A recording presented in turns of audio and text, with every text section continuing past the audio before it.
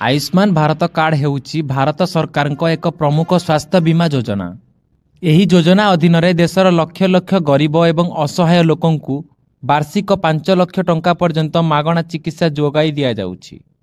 देशर अधिकांश घरोई एवं सरकारी हॉस्पिटल एही कार्ड माध्यम रे मागणा चिकित्सा प्रदान करुछंती।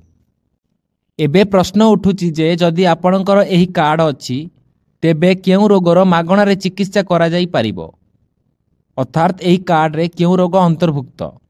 आपणको जणाई देउछु जे अनेक प्रकार रोग स्वास्थ्य बीमा रे अंतर्भुक्त नुहे। सेही रोगर चिकित्सा पई अलगा टंका देबाकू पड़िबो। आसंतु जानिबा केउ प्रमुख एवं गंभीर रोग आयुष्मान कार्ड अधीन रे अंतर्भुक्त, अर्थात सेमानकर चिकित्सा मागणा। केउ प्रमुख रोग गुड़िक मागणा चिकित्सा करा जाए। नंबर 1 हृदय रोग। नंबर 2 कैंसर चिकित्सा। नंबर 3 स्नायु रोग। नंबर 4 वृकक एवं मूत्र रोग। नंबर 5 लिभर एवं पेट रोग। नंबर 6 श्वासक्रिया रोग। नंबर 7 हाड़ एवं संधि समस्या। नंबर 8 स्त्री रोग एवं प्रसूति। नंबर 9 शिशु रोग। नंबर 10 संक्रामक रोग। नंबर 11 हार्मोन एवं मेटाबॉलिक रोग।